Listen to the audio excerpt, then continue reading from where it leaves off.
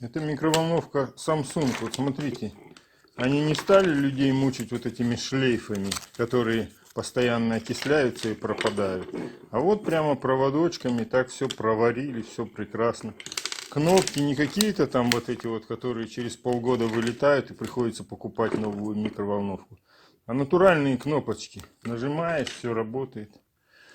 Правда, здесь не такой большой набор, но я думаю, здесь можно было навтыкать сколько угодно. Микроволновка Samsung. Вообще здесь очень много разработок, которых я не вижу в других микроволновках.